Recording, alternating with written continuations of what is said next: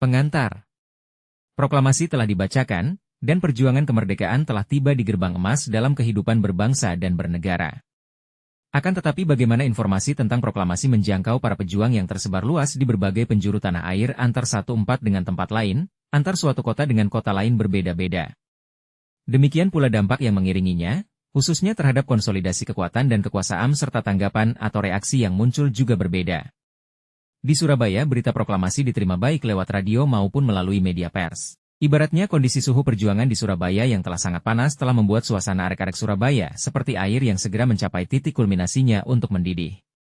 Dampak diterimanya berita proklamasi sesuai dengan isinya di Surabaya segera dilaksanakan konsolidasi dengan membentuk berbagai lembaga sesuai dengan ketentuan proklamasi dan Undang-Undang Dasar tahun 1945 serta badan-badan perjuangan yang dianggap perlu untuk melaksanakan bela negara dan mempertahankan kemerdekaan dari segala kemungkinan yang akan terjadi. Konsolidasi itu telah terjadi di Surabaya dalam waktu tidak sampai 1 bulan, yang kemudian oleh arek-arek Surabaya dilanjutkan dengan pengambil alihan kekuasaan dari tangan Jepang. Konflik-konflik telah terjadi, khususnya dengan pihak asing, Jepang, Sekutu, Inggris, dan Belanda. Situasi inilah yang menjadi salah satu pemicu pertempuran 10 November 1945 di Surabaya sebagai cetusan jiwa merdeka dalam mempertahankan kemerdekaan terhadap musuh yang akan mengembalikan kekuasaan kolonialnya di Indonesia. Surabaya menjelang proklamasi kemerdekaan. Pada akhir zaman kolonial Belanda, Surabaya telah berkembang menjadi kota dagang dan industri yang kosmopolit. Masyarakat Surabaya tidak hanya terdiri dari berbagai suku bangsa, tapi juga dalam perkembangannya memperlihatkan ciri-ciri yang khas, yang terbuka dan belak-belakan. Dialeknya menunjukkan sifat dan sikapnya yang merakyat dan demokratis. Misalnya untuk panggilan kepada orang kedua menggunakan istilah cak, kakak, rek, kawan-kawan, saudara-saudara, pena atau rika, kamu. Di samping itu, Surabaya juga dijadikan pangkalan utama Angkatan Laut Belanda. Kemajemukan penduduk Surabaya juga dapat dilihat dari bercampur gaulnya elit kolonial Belanda sebagai pengusaha, elit pribumi, rakyat rendahan, berbagai etnis atau suku bangsa. Hampir seluruh suku bangsa Indonesia di Kepulauan Nusantara ada di Surabaya. Mereka menganut berbagai macam agama dan kepercayaan, miskin dan kaya, bergaul rukun. Sebagian besar penduduk Surabaya tinggal di kampung, bangga dengan sebutan I Arek Surabaya yang berarti, I Anak Surabaya. Dari berbagai kelompok sosial yang ada, kaum buruh berjumlah besar dan secara berarti mewarnai peta sosiologis kota Surabaya. Hal ini sejalan dengan kedudukannya sebagai pusat industri dan perdagangan, yang telah berlangsung sejak 1920-1930-an, di mana di Surabaya didirikan perusahaan atau industri besar, di antaranya pabrik mesin seperti Dapoean, Nordic, Braat, Policaam, dan Kalimas Amsterdam, Phoenix.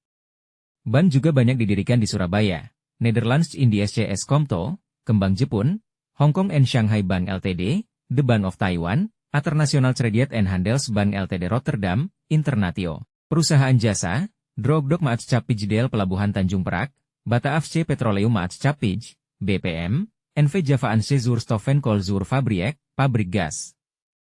Dengan semakin terbukanya lapangan kerja yang beraneka ragam, maka penduduk Surabaya jumlahnya meningkat pesat akibat urbanisasi. Sampai tahun 1920, penduduk Surabaya berjumlah 192.180 orang, pada tahun 1930 meningkat hampir 2 kali lipat, yaitu 341.675 orang. Ketika pemerintah bala tentara Jepang pada 1943 menyensus penduduk Surabaya, jumlahnya membengkak jadi 518.729 orang kira-kira naik 40% dari tahun 1930.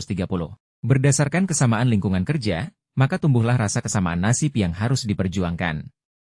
Untuk itu, mereka mendirikan organisasi yang bertujuan untuk memperbaiki kehidupan mereka, antara lain Serikat Chauffeur Indonesia, Bond van Letterzetters, Bond van Personeel CMS, Jongos Bond, dan IAIN.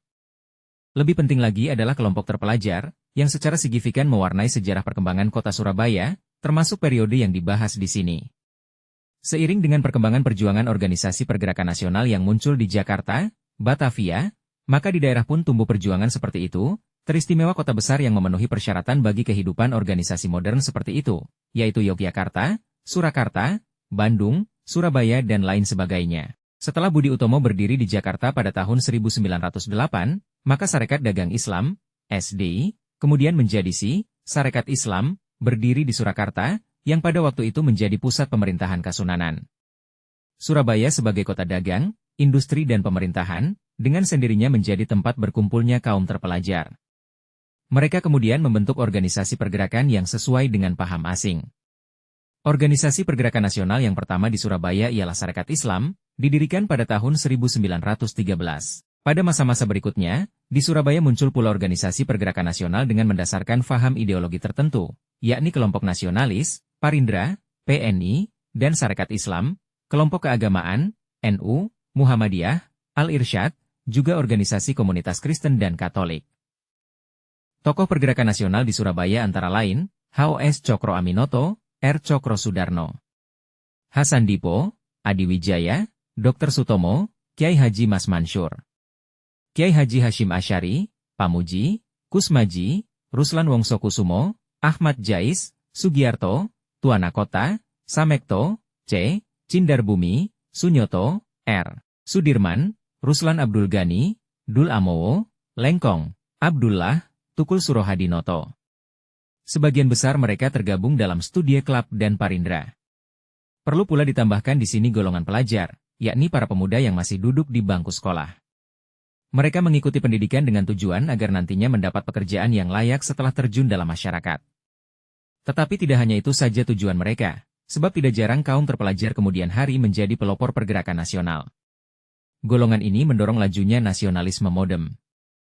Munculnya golongan pelajar tidak dapat dilepaskan dari diselenggarakannya pendidikan modem. Untuk konteks kota Surabaya, sekolah yang penting untuk dicatat di sini adalah Hoger Burger School, HBS, yang berstandar Belanda. HBS Surabaya didirikan pada tahun 1875, sejalan dengan meningkatnya penduduk bangsa Belanda di Surabaya karena mengalaminya modal dan teknologi barat akibat dilaksanakannya Open Door Policy, dan dibukanya terusan Suez. Sekolah tersebut semula bertempat di Institut Buis dekat alun-alun Contong. Kemudian pindah ke bekas rumah dinas Bupati Surabaya, sekarang jadi kantor pos besar, dan baru pada tahun 1881 dipindahkan ke gedung baru di daerah elit Belanda di Ketabang. Nama jalannya disesuaikan dengan gedung baru tadi, yaitu HBS Traat, sekarang Jalan Wijaya Kusuma. Murid pribumi hasil pendidikan HBS Surabaya antara lain, Insinyur Soekarno, masuk tahun 1916 tamat tahun 1921, Dr. Haji Ruslan Abdul Ghani, tamat tahun 1934, Mukarto Notowidagdo, tamat tahun 1934. Berkat bimbingan guru bahasa Jerman, di HBS Surabaya Bung Karno diperkenalkan dengan pemikiran dan filsafat Barat. Juga di HBS ini, Bung Karno mengembangkan kecakapannya mengeluarkan pendapat sambil beradu argumentasi dengan murid-murid Belanda mengenai masalah kolonialisme melalui debating club. Pada waktu sekolah di HBS Bung Karno mondok di rumah Cokro Aminoto di Peneleh, kemudian pindah ke Pelampitan. Disitulah Bung Karno berkenalan dengan pemimpin-pemimpin pergerakan, baik golongan Islam, sosialis ataupun komunis. Mereka sering berdiskusi tentang usaha gerakannya melawan Belanda. Perpaduan ilmu yang diperolehnya dan cita-cita kemerdekaan yang dihirup di rumah Cokro Aminoto membulatkan tekad perjuangan Bung Karno untuk memimpin bangsanya. Oleh karena itu tepatlah kiranya bila Bung Karno dalam autobiografinya yang ditulis Indi ada menyebutkan bahwa kota Surabaya adalah sebagai daur nasionalisme. Meski jumlah murid pribumi sangat sedikit, pada tahun 1920 hanya 20 orang dari 300 siswa, tahun 1934 hanya 30 orang dari 700 siswa, tapi HBS Surabaya merupakan suatu forum pertemuan kebudayaan Barat dengan pemuda Indonesia. HBS Surabaya juga sebagai tempat transfer jiwa kemerdekaan bangsa Belanda kepada pemuda Indonesia. Dengan datangnya tentara Jepang sejak Maret 1942, terjadi perubahan besar-besaran dalam berbagai kehidupan, termasuk pendidikan. Perubahan pendidikan yang dilakukan pemerintah tentara Jepang terlihat nyata dengan dihapuskannya sistem dualisme pengajaran warisan Belanda. Sistemnya menjadi seragam. Jalur pendidikan diseragamkan menjadi 3 jenjang, yakni 1. Jenjang sekolah rendah, sekolah rakyat 6 tahun. 2. Jenjang sekolah menengah, dibagi menjadi sekolah menengah pertama, SMP, dan sekolah menengah tinggi, SMT, masing-masing lama belajarnya 3 tahun, dan 3. Jenjang sekolah tinggi, yaitu pendidikan tingkat universitas dan perguruan tinggi. Selain itu, lebih penting lagi adalah bahwa kegiatan pelajar pada zaman Jepang juga menjadi alat propaganda yang dipergunakan untuk kepentingan perang dengan melakukan kinrohoshi, kerja bakti, diantaranya ikut melipat gandakan produksi pertanian, menanam pohon jarak, yang dapat menghasilkan bahan penting bagi kelangsungan perang. Latihan-latihan kemiliteran mengisi sebagian besar kegiatan pelajar tiap hari. Pada tiap sekolah dibentuk barisan pelajar berupa Seinentai, barisan murid sekolah rakyat, dan Gakutotai, barisan pelajar sekolah menengah. Berita proklamasi kemerdekaan di Surabaya dan daerah-daerah lain. Berganti berkuasalah Garuda Ngawangga, yang ibunya berasal dari Bali, dan berkuasalah ia, di tanah Jawa, Indonesia, dengan bala tentara setan dan demit, lalu datanglah Prabu Jamus, dan Garuda Ngawangga mengundurkan diri sebagai pengarang, dan sang raja yang bernama Heru Cakra itu sangat sedih, lamanya seperempat abad. Kutipan di atas berasal dari Ramalan Jayabaya, seorang tokoh budaya Jawa, yang bisa dihubungkan dengan suasana masyarakat yang tengah menunggu-nunggu datangnya zaman baru, yaitu proklamasi kemerdekaan Indonesia tanggal 17 Agustus 1945. Keadaan rakyat yang sangat menderita, tidak kuasa untuk menghindarinya, maka satu-satunya harapan adalah datangnya Ratu Adil atau Sang Pembebas. Dalam kondisi masyarakat yang demikian, hidup suburlah ramalan berbau mistik. Ramalan yang memberikan harapan masa depan yang dibisikkan dari mulut ke mulut, tersebar luas di seluruh tanah Jawa, termasuk di Surabaya. Perasaan dan harapan itu juga menjadi perekat kaum pergerakan di Surabaya, sehingga persaudaraan dan solidaritas antar mereka menjadi semakin erat di lingkungan arek-arek Surabaya. Kondisi psikologi sosial di atas tentu sangat mewarnai dinamika yang berlangsung di tengah masyarakat Surabaya menyusul tersebarnya berita kemerdekaan Republik Indonesia pada 17 Agustus 1945. Hanya saja, sebelum sampai ke pembahasan tentang hal itu, kita akan melihat bagaimana berita proklamasi tersebut sampai ke Surabaya. Apa saja saluran yang digunakan untuk menjadikan berita proklamasi bisa sampai ke Surabaya? Melalui radio. Radio telah tampil amat penting dalam perjuangan arek-arek Surabaya. Semenjak Jepang menginjakan kekuasaannya di Indonesia, Radio Tokyo selalu mengumandangkan lagu kebangsaan Indonesia Raya. Akan tetapi, setelah Jepang berhasil menduduki Indonesia, semua peralatan radio milik masyarakat segera dibungkam. Penyiaran radio di Jawa yang dimulai pada 1933 dari Solo, Solosce Radio Vereniging SRV, atau Radio Solo, kemudian disusul oleh Yogyakarta, Mataramsce Vereniging Radio Omroep, yang berdiri atas lisensi Nederlands Indische Radio Omroep Nirom. Nirom juga memiliki perwakilan di Surabaya, yang setelah pendudukan Jepang diganti namanya menjadi Soerabaja Hoshokyoku atau Siaran Radio Surabaya. Radio ini, selain menyiarkan berbagai kepentingan Jepang, juga menyiarkan berita yang mampu membangkitkan semangat kebangsaan, baik lewat ceramah maupun lagu-lagu.